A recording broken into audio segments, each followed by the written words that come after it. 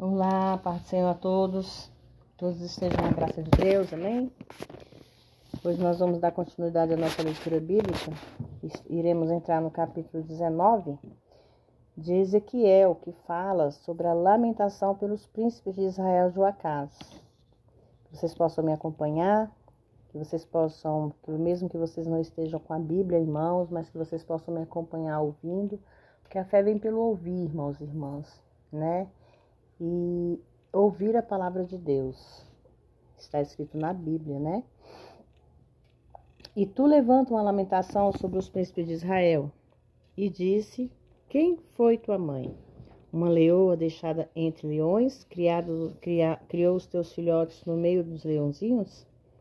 E fez crescer um dos seus filhotes, o qual veio a ser o leãozinho, e aprendeu a apanhar a presa e a devorar homens. E ouvindo falar dele, as nações foi apanhado no laço delas, e o levaram grilhões à terra do Egito. Joaquim. E vendo ela que tinha esperado muito tempo, e que se perdia sua esperança, tomou outros de seus filhotes, e fez dele um leãozinho. Irmãos, isso tem a ver com Joaquim, a qual reinou durante 11 anos, o que havia se tornado rei em lugar de seu irmão Joacás. Versículo 6. E ele, continuamente andando entre os leões, tornou-se um leãozinho e aprendeu a apanhar presa e devorou homens. Conheceu os seus palácios desolados e assolou as suas cidades. E assolou-se a terra e a sua plenitude, por causa do estrondo dos seus rugidos. Então se ajuntaram contra eles as nações das províncias, por todos os lados, e estenderam sobre ele a sua rede. E foi apanhado na cova. E o puseram em cárcere com cadeias e o levaram ao rei da Babilônia. Introduziram-se na fortaleza para que sua voz não se ouvisse mais sobre os montes de Israel. Zedequias, tua mãe era como uma videira no meio do sangue, no teu sangue. Plantada junto às águas, ela frutificou e encheu-se de ramos por causa das muitas águas. E ela tinha varas fortes para cedros de dominadores, e elevou a tua estatura entre os espessos ramos, e foi vista na altura com a multidão e seus ramos. Mas foi arrancada com fúria, derrubada por terra, e o vento oriental secou seus frutos. Foram quebradas e secaram suas varas fortes, o fogo as consumiu. E agora está plantada no deserto, numa terra seca e sedenta. E saiu o fogo de uma das varas dos seus ramos, que consumiu o seu fruto, e não ficou nela nenhuma vara forte, cedro para dominar ela, e a lamentação servirá de lamentação. Nesses versículos do capítulo 19, a palavra lamentação é usada para se referir à desgraça sobre a nação de Judá, pelas ações ímpias de dois de seus reis, Joacás e Joaquim. Quem se lamenta é Emanuel. A pergunta, quem foi tua mãe? Refere-se a Jerusalém como a grande leoa, e isso muito num sentido positivo. Deixada no meio dos leões, refere-se às nações pagãs que a rodeavam, as quais supostamente ela devia conduzir para Deus, mas que em vez disso ela própria se desencaminhou. Ela adotou a crueldade e a velocidade delas, desse modo perdendo a glória de Deus. Na frase, criou seus filhotes no meio dos leõezinhos, refere-se a Joacás e Joaquim, aceitando sugestões, ou seja, conselhos dos leãozinhos, ou seja, os reis das nações que o rodeavam, em vez de Deus, irmãos. Aponta para que se tornou como os príncipes pagãos dos países circundantes. Joacás foi preso pelo faraó Neco e levado em cadeias para o Egito. Sobre a esperança, tomou outro dos seus filhotes e fez dele um leãozinho. Isso tem a ver com Joaquim, o qual reinou durante 11 anos. E ele, continuamente andando entre os leões, refere-se associando-se com as nações pagãs, exatamente como o rei, seu irmão. Joacás, Joséfo, o historiador judeu, diz: ele era injusto e ímpio da natureza, e não era nem referente para Deus, e nem bondoso para o homem.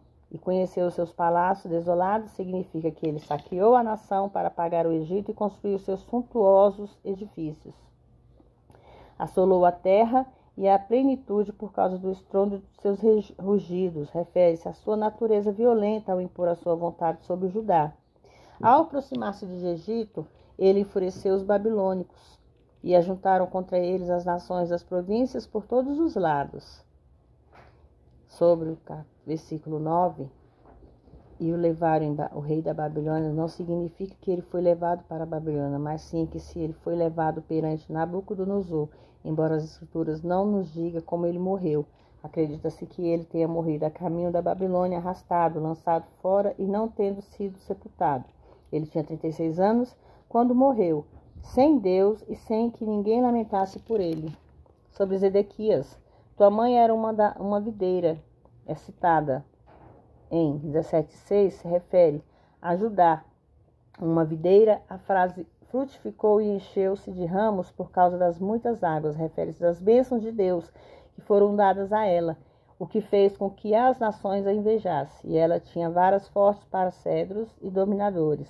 Refere-se à linhagem real de Davi, que foi ordenada por Deus, e esse modo abençoada, na verdade, tornando-se a maior entre as nações. Mas foi arrancada com fúria, refere-se ao juízo de Deus, que veio a ela por causa do seu grande pecado. O juízo não foi rápido, mas veio em etapas. Conquanto ela antes estivesse plantada junto às águas e tivesse as bênçãos de Deus, agora ela está numa terra seca, sedenta, ou seja, em qualquer tipo de nutrição espiritual, por causa da tua rebelião contra o Senhor. E saiu fogo de uma das varas dos meus ramos, refere-se à perversidade dos seus reis, depois de Josias. E o juízo de Deus, irmãos, que estavam se aproximando rapidamente como tal, toda a glória descrita nos versículos, agora havia se desvanecido, e o pecado consumiu seu fruto. E esta é a lamentação, e servirá de lamentação, refere-se a Zedequias, cujo castigo ainda estava no futuro, quando que essa lamentação foi dada pelo Espírito ao profeta. Amém? As lamentações, irmãos, aqui fala sobre as lamentações dos príncipes de Israel e Joacás, né? Que eles se lamentavam porque mesmo que eles chegassem a ter frutos e serem de terras, né? Terem ramos, eles acabaram sendo consumidos no deserto como uma terra seca e sedenta. Por quê? Porque se afastaram de Deus. E é isso que acontece com o ser humano. Quando nós se afastamos de Deus, nós se tornamos uma terra seca, uma terra sedenta pelo perdão de Deus, pela misericórdia dele. Então, que nós possamos ser uma terra cheia de frutos, uma terra plantadas em águas, junto às águas, para que nós possamos se frutificar e enchermos de ramos e sermos abençoados por Deus. Amém? Fiquem todos na paz do Senhor nesta manhã e que Deus abençoe a vida, a família e a casa de cada um de vocês, irmãos e irmãs.